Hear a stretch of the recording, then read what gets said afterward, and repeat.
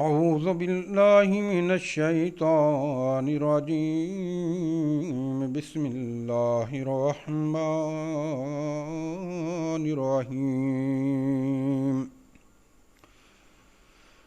ويسألونك عن المحيض قل هو أذى فاعتزلوا النساء في المحيض ولا تقربوهن حتى يطهرن فإذا تطهرن فأتوهن من حيث أمركم الله إن الله يحب التوابين ويحب المتطهرين.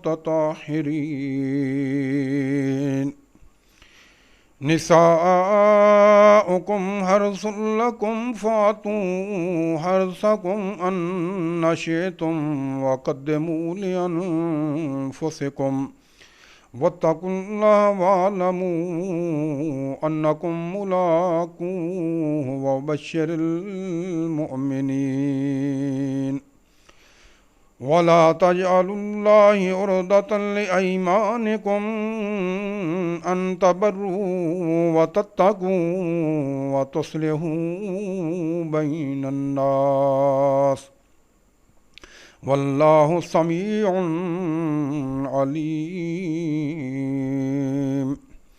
لا يؤاخذكم الله باللغو في أيمانكم ولكن يؤاخذكم بما كسبت قلوبكم والله غفور حليم.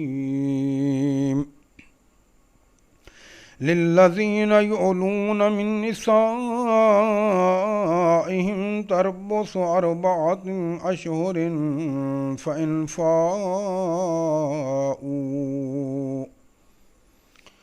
4 أشهر فإن فاءوا فإن الله غفور رحيم. وإن عزموا الطلاق فإن الله سميع عليم. والمطلقات يتربصن بأنفسهن 3 قروء ولا يحل لهن أن يكتمن ما خلق الله في أرحامهن إن كن يؤمن بالله واليوم الآخر وبعولتهن أحق بردهن في ذلك إن أرادوا إصلاحا ولهن مثل الذي عليهن بالمعروف وللرجال عليهن درجة والله عزيز حكيم.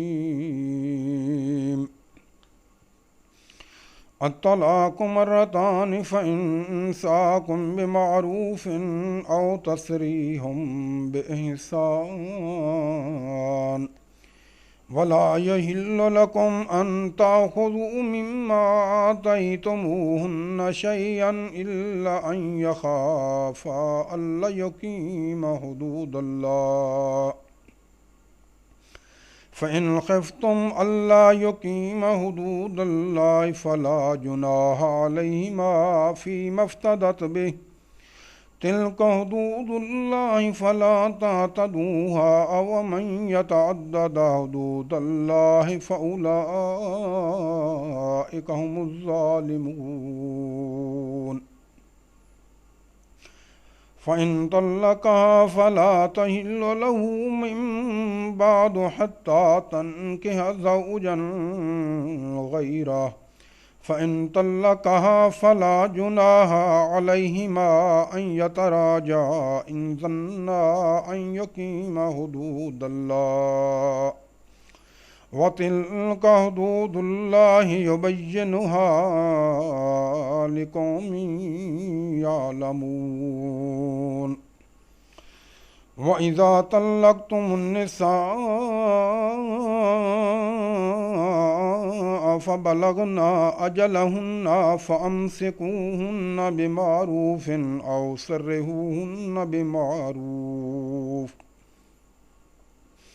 أو سرهوهن بمعروف ولا تمسكوهن ضرارا لتعتدوا ومن يفعل ذلك فقد ظلم نفسه ولا تتخذوا آيات الله هزوا واذكروا نعمة الله عليكم وما